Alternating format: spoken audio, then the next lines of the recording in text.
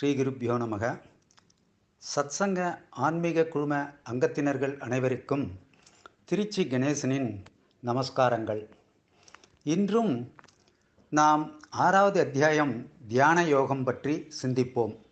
இதில் அத்தியாயம் 6இல் உள்ள 47 ஸ்லோகங்களை பற்றி சிந்திப்போம். முதல் சர்க்கத்தில் கடைசி அத்தியாயம் இது. இதில் பல விஷயங்கள் ஆத்ம தத்துவம், கர்மயோகம் ஆகியவை கூறப்பட்டுள்ளது. ஆனால் இதையெல்லாம் தியாகம் பண்ண சொல்கிறார் பின்னால்.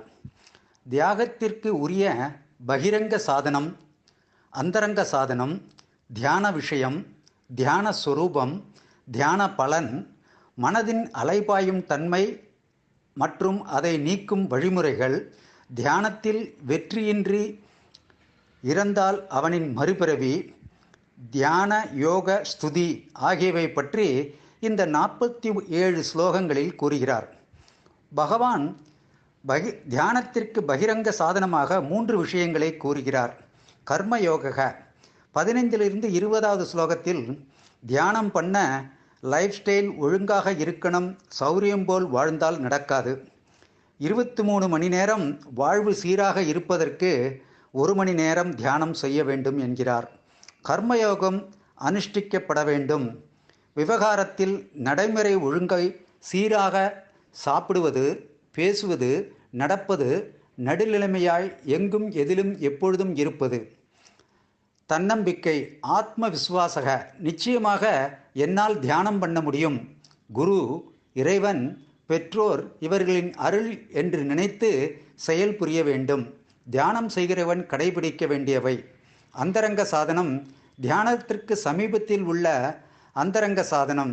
தியான சமயத்தில் இதை நாம் கைப்பற்ற வேண்டும். எந்த இடம், எப்பொழுது, எதில் உட்கார்வது, எப்படி தியானம் பண்ணுவது போன்ற தேச கால ஆசனம், சரீர ஸ்துதி, பிராண சாங்கியா முதலியவற்றை கூறுகிறார். இந்திரிய நிகிரகம், மனோ நிகிரகம், புத்தி நிகிரகம். தியான விஷயம் சச்சிதானந்த ஆத்மா. இந்த கான்டெக்ஸ்டில் அத்தியாயத்தில் அகம் சச்சிதானந்த சுரூபக, வேதாந்த சுரூபத்தில் ஆத்ம லட்சணத்தை மனதில் நிறுத்தி கொள்ள வேண்டும். தியான சுரூபம் சாஸ்திரங்களில் லட்சணம் சொல்லப்பட்டுள்ளது. தேவையில்லாத எண்ண ஓட்டத்தை நிறுத்தி தேவையானதை மனதில் நிறுத்த வேண்டும். நெய் ஒழுக்கு போல் தியானம் செய்ய வேண்டும். தியானத்தின் பலன் ஜீவன் முக்திகி. நிறைய பலன் சொல்லப்பட்டிருக்கிறது. எந்த துக்கமும் உன்னை ஒன்றும் செய்ய முடியாது. தியானம் நன்கு செய்பவனுக்கு பரிபூர்ண துக்க நிவர்த்தி ஏற்படும். ஞானத்திற்கான பகிரங்க சாதனம் முதல் 3 ஸ்லோகங்களில் கர்மயோகம் பற்றி புகழ்கிறது. திரும்ப திரும்ப கர்மயோகத்தை ஸ்துதி பண்ணுகிறார் பகவான் ஸ்ரீ கிருஷ்ணர். கர்மயோகியே சந்நியாசி என்று புகழ்கிறார். தியானத்தை அடைய கர்மயோகம் சாதனமாகிறது. ஞானத்தின் பகிரங்க சாதனம் 5வது மற்றும் 6வது ஸ்லோகத்தில் ஆத்ம விசுவாசம், தன்னம்பிக்கை ஆகியவை சிறப்பாக சொல்லப்படுகின்றன. 7, 8, 9வது ஸ்லோகத்தில் தியானத்தின் பிரயோஜனம் சொல்லப்படுகிறது. அவனுக்கு சுக துக்கம் இரண்டிலும் சமமாக பாவிப்பான். எந்த சூழ்நிலையிலும் அவன் பாதிக்கப்பட மாட்டான். மனநிலையானது நன்கு விளங்கும். பொருள்களாலும் மனம் பாதிக்கப்படாது. அனைத்து மக்களுடன் பழகும் போதும் பாதிப்பு அடையாது. ஆழ்மனதில் இருக்கவே முடியாது. 9 வித ஜனங்களில் எழிலுடன் இருக்கிறான். அவனர் அனைவரையும் சமமாக பாவிக்கிறான். எந்த சூழ்நிலையிலும் அவன் சமமாக இருப்பான். ஜனங்களுக்கு இடையேயும் சமமாக இருப்பான். தியான பலம் பலமேவ பலன். 10 முதல் 15வது ஸ்லோகம் அந்தரங்க சாதனங்கள் பற்றி சிறப்பாக கூறுகிறார். 2 நிபந்தனை. ரகசியமாக தியானம் செய்யணும், தனியாக தியானம் செய்யணும். தியானம் நமக்காக நாம் செய்கிறோம். எனவே தனிமையில் தான் யாரும் அறியாமல் செய்ய வேண்டும். இடம் சுத்தமாக இருக்க வேண்டும். மந்திர தந்திரத்தால் நதி ஓரம், பூஜை அறை, மேடு பள்ளம் இருக்கக்கூடாது. சமதளமாக இருக்க வேண்டும். பலகை ஆடக்கூடாது போன்ற விதிகள் உள்ளன. ஆசனம் தர்பைப்புல், மான் தோல், புலித்தோல், நல்ல வஸ்திரம் இவற்றின் மேல் அமர்ந்து தியானம் செய்ய வேண்டும். நம் ஆசனத்தை பிறர் பயன்படுத்தக்கூடாது. அதுபோல் பிறர் ஆசனத்தை நாமும் பயன்படுத்தக்கூடாது. எப்படி உட்கார வேண்டும்? இடைஞ்சலாக உட்காரக்கூடாது. அர்த்த பத்மாசனம், சௌரியமாக உட்காரணும். ஸ்திரமாக கால்களை நீட்டக்கூடாது. சேரில் உட்காரக்கூடாது. வயசானால் உட்கார்ந்தால் தவறில்லை. காலம் எப்பொழுது எத்தனை நேரம் செய்ய வேண்டும்? காலை 4:30 மணி முதல் 6:30 மணிக்குள் சாத்வீக வேலை நல்லது. 3 வேளை சந்தி செய்வதும் தியானத்திலேயே சேரும். உடம்பு, கழுத்து, முகம் 3ம் நேர்கோட்டில் இருக்க வேண்டும். விரைப்பாக இருக்கக்கூடாது. உடலை தொய்வாகவும் விடக்கூடாது. தளர்வாக இருக்க வேண்டும். பிராணசாமியம், சுவாசம் சீராக நிகழ வேண்டும். பிராணாயாமம் வேறு, பிராணசாமியம் வேறு என்று கூறுகிறார். இந்திரிய நிகிரக, பொறிகளை அடக்க வேண்டும். முக்கியமாக கண்ணை மெதுவாக மூடணும். கண்கள் மூக்கின் நுனியை பார்ப்பது போல் இருக்க வேண்டும். மூக்கு நுனியை பார்க்கக்கூடாது. திசைகளை சப்தம் வருவதன் மூலம் பார்க்கக்கூடாது. காதில் விழும் சப்தங்களை பொருட்படுத்தக்கூடாது. சனையாக பழகணும். சனை என்றால் மெதுவாக. மனோ நிகிரக, மனதையும் சாந்தப்படுத்தணும். அமைதியாக இருக்க பாவனை செய்தல் முடியும். புத்தி நிச்சயம், எதை எப்படி தியானம் பண்ணுவது என்று மனதில் நிச்சயம் பண்ணிக்கொண்டு ஆரம்பிக்க வேண்டும். தியானத்தை முறையாக மேற்கொள்ள வேண்டும். 16 மற்றும் 17 ஸ்லோகங்களும் சாப்பிடாதவன், அதிகம் சாப்பிடாதவன், அதிகம் தூங்கியவன், குறைவாக தூங்கியவன் தியானம் செய்வது கடினம். எதுவுமே மிதமாக இருக்க வேண்டும்.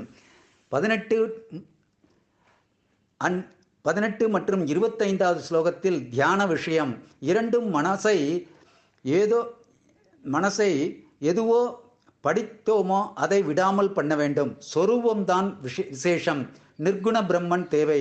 நான் நிர்குண பிரம்மனாக இருக்கிறேன். ஆத்ம ஞானம், ஆத்மாவே பிரம்மன், ஆத்மாவிலேயே நிலைத்திருக்கும். 19வது ஸ்லோகம் சொரூபம். காற்று இல்லாத இடத்தில் வைக்கப்பட்ட விளக்கு போல் ஞானியானது நீண்ட வைராக்கியம் கொண்டு நீண்ட காலம் இடைவிடாமல் தியானம் செய்ய வேண்டும். கண்ணாடி கூடு போல் ஞானியின் வைராக்கியம் தேவையற்றது வரக்கூடாது.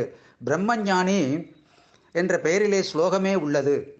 தியானத்தின் பலன், பிரயோஜனம் மீண்டும் சொல்லப்படுகிறது 20 முதல் 23வது ஸ்லோகம் வரை. 24, 26 மீண்டும் தியான சுரூபத்தை கூறுகிறது. மனசை பிடித்து இழுத்து ஒழுங்குபடுத்திக் கொள். தியானம் எப்படி இருக்க வேண்டும் என்பது சொரூபம். 27 முதல் 32 ஸ்லோகம் தியானத்தின் பலன் மீண்டும். அனைத்து உயிரிலும் தன்னை பார்க்கிறான். தன்னில் அனைத்து உயிரையும் பார்க்கிறான். சர்வர்த்த ஆத்ம தரிசனம், சர்வார்த்த ஈஸ்வர தரிசனம். இறைவன் வேறு, ஆத்மா வேறு இல்லை. அனைத்து உயிரிலும் என்னை எவன் அறிகிறானோ அவன் என்னிலேயே நிலைத்து இருக்கின்றான். தன்னை போலவே பிறையும் நினைக்க வேண்டும். அர்ஜுனன் கேள்வி கேட்கிறான், ரொம்ப சஞ்சலமாக இருக்கு, அதெல்லாம் நடக்கிற விஷயமா பகவானே என்று. இதுதான் மனம் அலைபாயும் நிலை. தூங்குதல் தியானம் பண்ணும்போது அனைத்தையும் நினைத்தல். தியானம் போது லட்சியம் மறந்துவிடும். மேகமண்டலத்தில் பறத்தல் ஆனந்தமாக இருக்கும். 37 முதல் 45 வரை யோகனிஷ்டனின் கதி. தியானம் வெற்றி அடைவதற்கு முன் அவன் இறந்துவிட்டால் அவன் கதி என்ன? கர்மத்தை விட்டதனால் அதன் பலன் கிடையாது. ஞானி பலன் அடையவில்லை, அதனால் அதன் பலன் கிடையாது. இந்த சந்நியாசியை மனதில் வைத்து கூறியதுதான் இந்த ஸ்லோகங்கள். பகவான் கர்ம பலம் உண்டு. முக்கிய பலன் சித்த சுத்தி, அவாந்தர பலன் சொர்க்க பிராப்தி. அவன் இறந்த பிறகு சில காலம் சொர்க்க பதவியில் இருந்து பின்னர் நல்ல பண்புள்ள பணக்காரர் வீட்டிலோ அல்லது ஞானியின் வீட்டிலோ பிறக்கிறான். மீண்டும் ஞான வாழ்வில் நுழைந்து விடுமான். பூர்வ ஜென்ம வாசனையினால் 2 ஜென்மா எடுப்பான். மீண்டும் ஞான யோகத்தை அடைவான். 45வது ஸ்லோகம் அடுத்த மனித பிறவியில் இந்த சாதனையை நிறைவு செய்வான், முக்தி அடைவான். 46வது ஸ்லோகம் ஞான யோகியை புகழ்கிறார். அவன் என்னையும் தன் சொரூபமாக நினைத்து கொண்டு ஞானி ஆகிறான். நான் பிரம்மமாக இருக்கிறேன் என்று இணைந்து முக்தனாகிறான். 47வது கடைசி ஸ்லோகம் அடுத்த அத்தியாயத்தின் விதை ஆனது போடப்படுகிறது. ஞான விஞ்ஞான யோகம் அடுத்த அத்தியாயம். வாழ்க வளமுடன் நலமுடன். குரு வாழ்க, குருவே துணை. நாளை ஞான விஞ்ஞான யோகம் பற்றி சிந்திப்போம். ஜெய் ஸ்ரீராம். நன்றி, வணக்கம். திருச்சி கே. கணேசன்.